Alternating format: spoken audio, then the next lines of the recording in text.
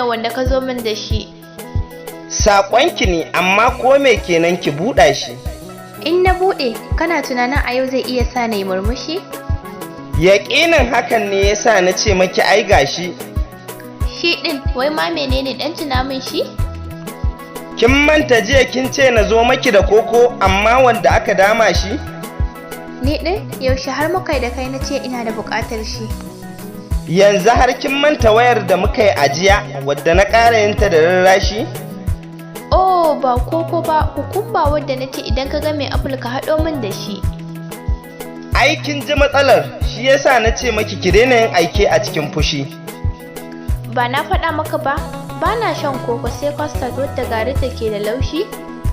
Rikirkita ni da kika yi ne yasa na kasa gane yadda kika ambace shi. Ai haka kake, da na ce wannan ko wancan sai ka musanya min da shi. Ki fahimtan ba na kuskure da gangan ko da kin aikan wajen zaɓo maki turare mai ƙamshi. Kar ka sa zuciyata ta ɗugunzuma har ka sa ta ji haushi. A yau buguna ne kawai ba za ki ba, amma na san ran naki na gama ɓata shi. Shi yasa na ce da gangan kake mun abu yadda ka so haka kake gudanar min da shi.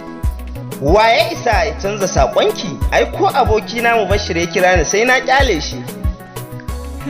Har ka sa na ji sanyi a raina. Ina son gobe ka zo min da Ramadan basket wadda aka cika shi. Zan yi kamar yadda kika umarta domin laifin da ne na samu damar goge shi.